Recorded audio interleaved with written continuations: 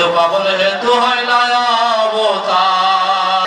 যে সমস্ত ভক্তবৃন্দ এবং ভক্তিমতী মায়েরা আপনার দেশে একাকি দেশে আছে, আরে হাত উঁচু করে বলেন আমার দেশে আছে নাকি?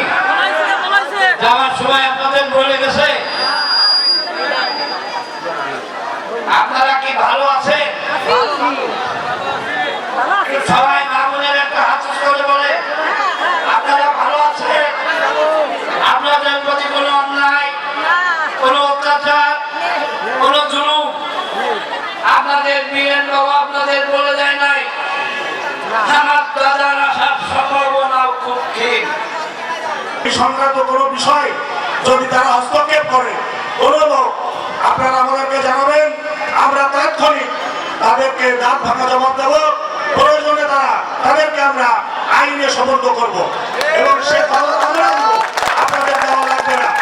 আপনারা সবসময় শক্তভাবে প্রতিহত করবেন এবং আপনারা মনে করবেন আপনারা এই দেশের নাগরিক, আপনারা আমিও যেরকম একজন এই দেশের নাগরিক, আপনিও এই দেশের নাগরিক। এই মতো সম্প্রদায়ের একটা ঐতিহ্য আছে।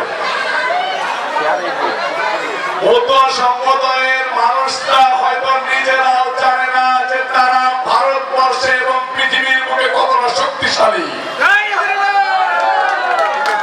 মতুয়া সম্প্রদায়রা মনে করে যে আমরা হয়তো দুর্বল, আপনারা আপনাদের শক্তি সম্বন্ধে জানেন না, তাই আপনারা রুখে দাঁড়াইতে ভয় পান। আপনাদের শক্তি সম্বন্ধে আমরা জানান দেব। আমি রবিউল ইসলাম নয়ন আজকে আপনাদের মাঝে এসেছি আপনাদের সুখ দুঃখের কথা শুনতে। আমাদের প্রিয় নেতা বিএনপির ভারপ্রাপ্ত চেয়ারম্যান তারেক রহমান সাহেব বলেছেন, তোমাদের এলাকায় যেসব হিন্দু সম্প্রদায় আছে তাদের কাছে আগে ছুটে যাও, তাদের কাছে গিয়ে জিজ্ঞেস করো তাদের কোনো সমস্যা আছে কিনা। যদি তাদের কোনো সমস্যা থাকে সেই সমস্যাকে নিরসন করো। কে বলছে? ইনশাআল্লাহ আমার জীবন আপনাদের কাছে হেফাজতে রেখে মাঠে নামবো।